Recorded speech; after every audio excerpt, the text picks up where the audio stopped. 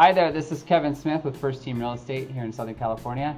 And today I'm joined again by Jay Rodriguez with New American Funding. Welcome again. Thanks, Jay. Thanks for having me, Kevin.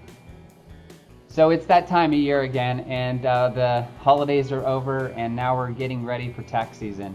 So I wanted to talk a little bit about some of the changes that have changed, but will still affect 2018. So I know for some of the deductions, can you explain a little bit about the deductions for maximizing your total liability for taxes? Absolutely.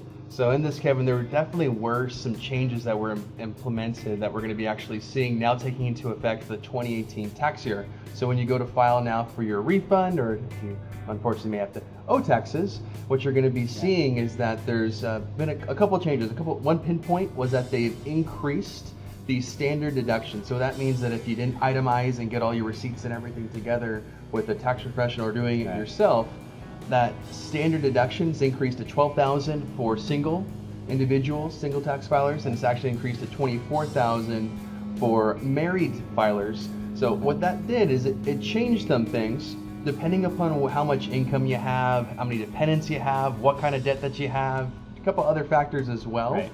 That could be a positive thing for you, or it could be a little bit detrimental. Yeah. And again, just depends upon where you are on the income. It's more positive for more of our people that aren't making as much, but if you're making more, or maybe have a business in certain areas, it's going to be going to be a little bit harmful in terms of. Or if you're not good with keeping records, like just the standard stuff, and just keep it simple. You don't have to keep all your real specific receipts and things like that. That's nice. Absolutely. So helping that standard deductions.